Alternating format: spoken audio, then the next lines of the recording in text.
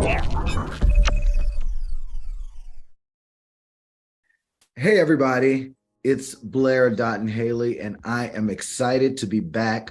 Welcome to Delgado Community College IT Workforce Development's Tech Collab Podcast. I'm your host, and I am excited to be back again with another exciting, special, extraordinary guest. I know I say that every time, and don't I deliver? All right. So today, we are excited. I'm excited because this was a little personal for me to be joined by Dr. Alexis Ferrouillet. She is a professor at Delgado Community College. I think the first that we've had on the Delgado Tech Collab podcast. So I'm excited to talk to her. She's also a dear, dear friend of mine. So welcome, Dr. Ferrouillet. Thank you so much for having me. Let's dive right in. Tell us both what your subject matter is, meaning what do you teach at Delgado currently, and how did you get into education? How did you go down this road of becoming an educator? Okay, I'm currently an associate professor in the biology department. I've been doing this since 2006, really before Katrina. I started adjunct in January of 2005, and then I came back after the storm and taught during the summer of 2006. So I've been doing this for a while. What got me into education was I think I always knew I wanted to be an educator. I had some hesitation because of, everybody says teachers don't get paid and da-da-da-da-da. So I knew I didn't want to do K-12. But when I decided that I wanted to go into public health, I said I wanted to be a professor. I wanted to get my, PhD, and I wanted to teach. And a big piece of that was because I wanted to have a family and I wanted to be able to make my own schedule. So it worked out that I actually began teaching before I got my doctorate.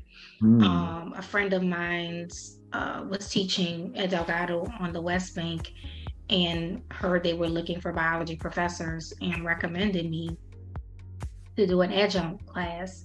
And so I started there when my son was 3 months old, and loved it, loved the flexibility of it. And then after the storm, it just made sense to try to reach out and see if I could, get back into that. So because my son was still young, so it has been wonderful to do the work I love, as well as be very present in my son's life. Yeah, I was going to ask you this later, but because you have teed it up in such a beautiful way, we'll just go here now. You mentioned kind of the birth of your son and you beginning your teaching career, almost intersecting. Well, your son is, I happen to have prior information, is preparing to graduate high school with an extraordinary amount of college acceptances and an extraordinary amount of scholarship opportunity. Talk to us about what it feels like to reflect sitting here now as he is about to transition into out of the K through 12 world and into the college life. Talk to us about what it means as an educator and a mother in this moment. It's surreal, honestly. Part of me being a college professor as my son was growing up, and he literally grew up on Delgado's campus, it kind of gave us a little, a slight advantage. I knew what he needed to be prepared for college. And so, being a professor just helped me to shape that for him. Made sure he started dual enrollment early. He started his first dual enrollment class in ninth grade. Mm. And just from a combination of working and studying education as well, just kind of helped me to shape that. Malcolm I can't take credit for him being, this $1 million scholar or $2+ million scholar. He really took the tools that I gave him and ran with it. I've never been that mom. Everybody thinks I'm that mom that's a micromanager. I'm completely not that mom. I just put it in front of him and he literally just took off with it. He's very motivated and he loves school. And I told him that, that part, the love of school, will get him to be, or will help him to become whatever he wants to be. Mm-hmm. Mm-hmm. Now, talk to me about the use of technology in your work, right? So you mentioned Katrina. We also just went through COVID. The world just went through a pandemic. Technology was a huge part of how people navigated pivoting during that time. Talk to me about not just during that time, but for your work, how is the use of technology prominent or prevalent? So I've been an online instructor for probably, I don't even know when I started, but it's been more than 10 years. So I was already familiar with the virtual space and online instruction, and my instruction is asynchronous. It's not synchronous. So okay, you have to tell me what the word asynchronous means, but tell me asynchronous. Okay, go within ahead. this context, explain to everyone what that means in this context. Okay, so online, so there's two types of online classes. There's a synchronous class, which means that you meet in real time, scheduled classes, and then there is an asynchronous, which means you don't really meet in real time, but you have work that's put online and you just kind of work according to deadlines and etc. So I've taught asynchronous online classes for over 10 years. I can't think of the exact number right now, but so I had experience in the online environment when COVID came and changed our worlds, right?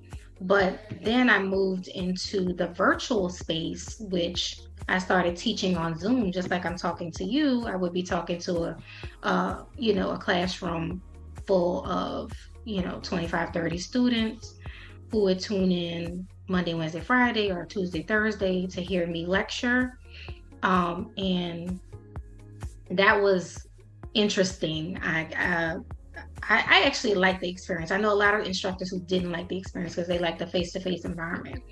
But I think that virtual is a nice compromise because we, at Delgado, our students are non-traditional.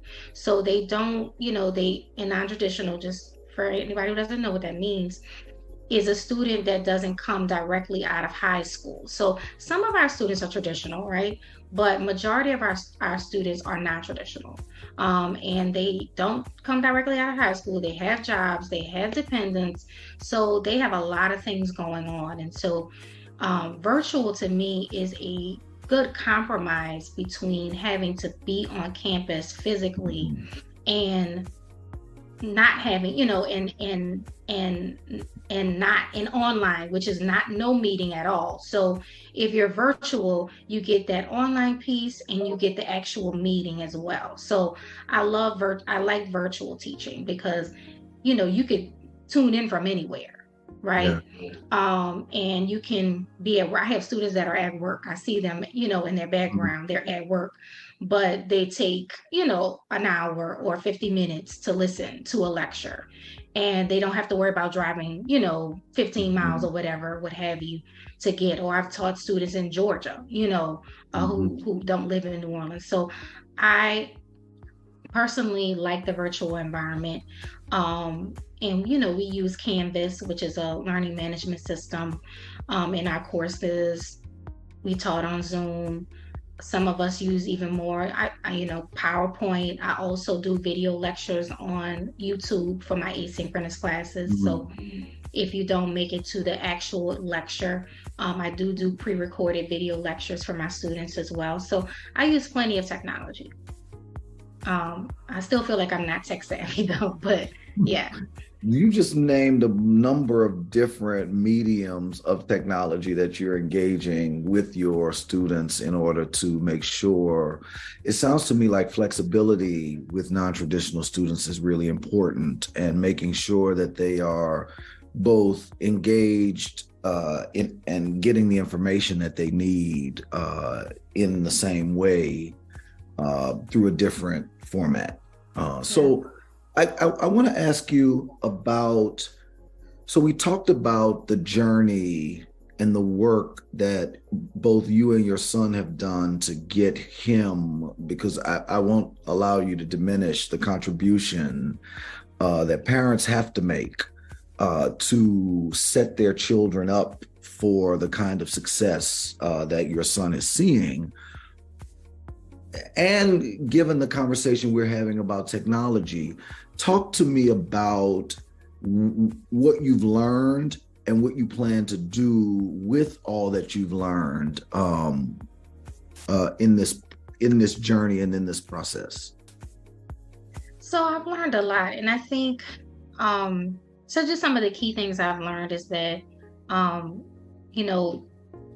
motivating, and I didn't really have to do much motivating, but having a village of people around you and your child that are engaged in community, and I would even say civic activities, and in the educational space is really important, because your child can see, people in real time doing things in the community, and that'll give them an idea of what they want to do, or what direction they want to go,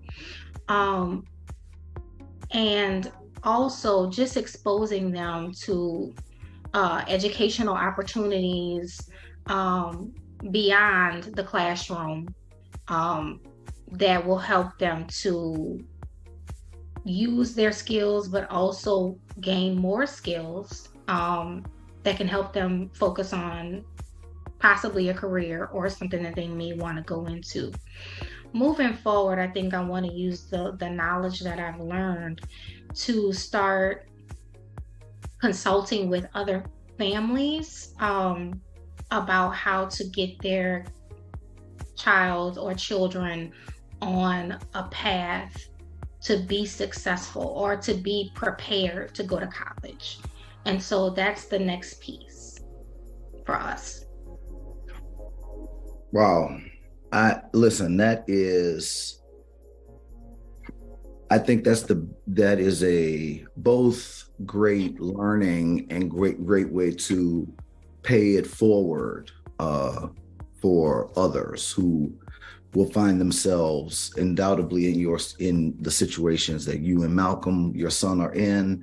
And I know that your learnings will be beneficial to so many more people.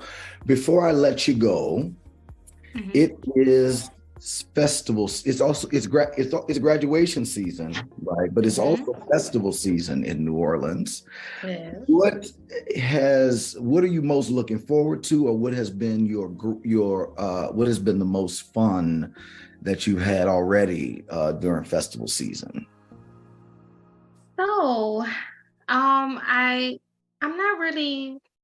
Well, I like going to the Strawberry Festival, but I missed the Strawberry Festival this year. But I did make it to Jazz Fest the first weekend. And so I have to say my most favorite thing so far was Lizzo's performance on Friday. She is phenomenal performer, super talented. And I loved her before, but now I'm like completely obsessed with her because she is fantastic. She put on a fantastic show. So that's been my favorite part of festival season. Well, Dr. Ferrouillet, I am so grateful. Thank you for taking the time out of your day, out of educating the minds of the people to spend with us, to spend these few minutes with us. Um, Folks, we will be back with another extraordinary, exciting, amazing guest very, very soon. In the meantime, if you are interested in any of the many licenses, certifications, and classes that Delgado's Workforce Development Program offers, please check them out at www.dcc.edu for all of the possibilities. Open up your minds to what is out there and what is possible. Too many people sleep on Delgado. Delgado is affordable and it's a great tool to get to where you want to be.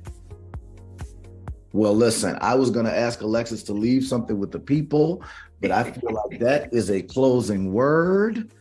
Thank you, Dr. Ferrouillet, and thank you all for always tuning in to see what we got happening over here at the Delgado Tech Collab Podcast. I'm your host, Blair Dottin-Haley. I look forward to seeing you all very, very, very soon. Peace.